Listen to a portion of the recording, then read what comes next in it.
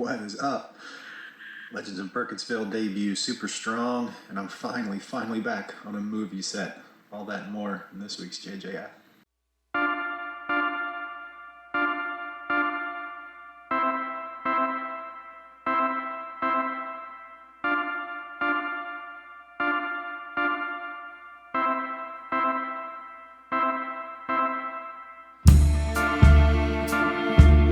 Keep it up this week, and real big shout out to Unruly director Terrance Smalls.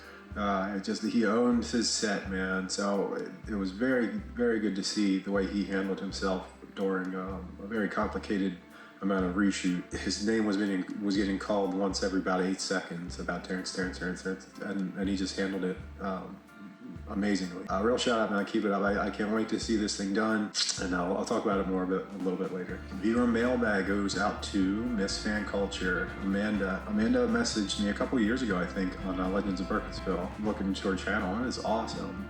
She goes to similar kind of stuff, wrestling matches, horror conventions, comic conventions, and just trots around and records kind of video essay of her meeting just different celebrities and interactions. It's fantastic. Give her channel a look. She was also in the Legends of Burkittsville live commentary, so she was in the chat for that. So thank you, Amanda. Movie picks of the week: Mean Streets, Scorsese, De Niro, unbelievable soundtrack, and The Gambler. Oh man, that was awesome. I fucking love that movie. A lot of the points it made, it was great. And just having a framework of gambling as any addiction. James Caan playing a college professor who just could not stop gambling. It was great. Mark Wahlberg did a remake of that. Some of it was really smartly written, but it didn't level up to the 74 version. So casting performance updates, I'll get into more of it about the way the Unruly set. So Phil, by the way, is Phil's the actor that told me I should look into a personal trainer. So thank you, Phil. I got to see him again. Then Ramona was there. It's always good to see Ramona. She's a fantastic actress. Baltimore local too. So it was great to see those guys, and like I said, just the amount of professionalism always on Terrance's sets. Chap was there too. I was close to wrapping when Chap was there, so I didn't stay with him very long. But yeah, it was awesome. I can't wait to see Unruly finished. And even Eli said that he went on Saturday as part of the extras. So it's great to see that Eli is going to be in the movie too. Week 2 of Friday, I saw Rob, a personal trainer. We did an in-person session, kind of tracking progress, and now we're in a different third phase. And also performances. We're headed back to Maryland Art Place to see Merkin Dream 2 from Baltimore fashion designer Ken Hall. So if you're a member, hope to see you there. If you're not a member, make sure you sign up and get your membership at Maryland Art Place today. And the last segment is news. News, of course, is the premiere of Legends of Burkittsville, the 98 Dead tapes. Off to a pretty strong start. Strong enough, in fact, that is now already in the top 10 videos of all time in our catalog. So I think 110 videos. This is now ranked 10th in terms of views. After 3 days. Yep, it is landed 1,000. Nothing to brag about, but it's relative to Jinx films. That's a pretty solid start. But really, thank you to everyone.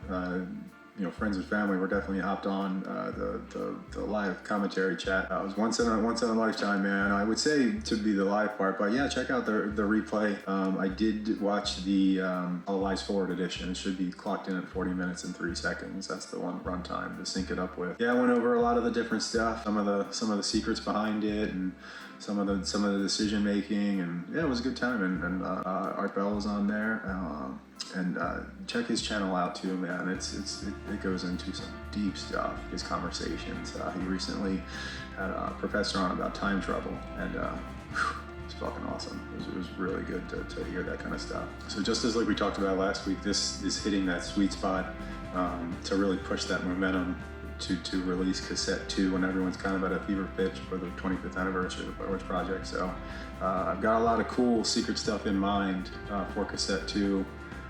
jaw-dropping finish, of course, but in terms of releasing it, when and where and all that good stuff. So a lot of cool things about that. But cassette 2 would be released later this year. It's not going to be before In Unison. It's not anytime soon. And then also tomorrow we're meeting with Dennis at Checkerspot to kind of go over opening night plans, because it's that part, and it's getting to that point already. Opening night and kind of the way the specs of the screening room and all of that's going to look like.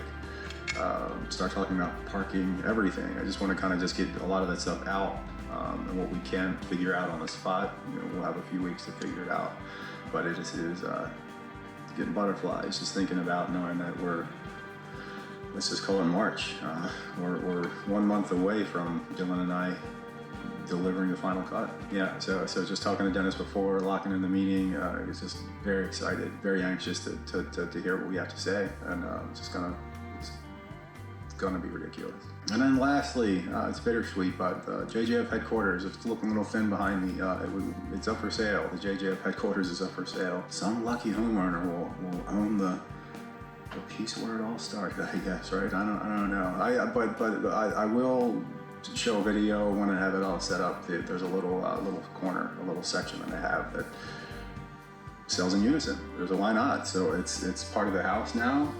So it has a little bit of the history on there, and it's going to be loaded with swag. So whoever comes in and checks out the house, they have to see the commercial. They're gonna be subject to it. There's no way of going around it. So I'm full court pressing the sale of my home to be the house where In Unison was shot, and it's like, who is this guy? Is it going to matter? Of course not. Probably not to a buyer. But looking back, they might. But yeah, I'll have a separate video of the tour of the house kind of stuff, and it goes up. The house itself goes up for sale on Thursday. The listing drops. So next week's show, I'll have a full recap of that too. I always go out for Oscars, and what do you go out this year? With the final Oscar party in this house, make a bunch of food and chill out and watch the Oscars and stuff. But this year's going to be definitely one for the books for me. So I know March 7th is going to be Maryland Art Place from American Dream 2, and then March 10th, the final Oscars party at JJF HQ. So join me if you'd like. Let's tear this place apart, man. All right. Thank you. See you.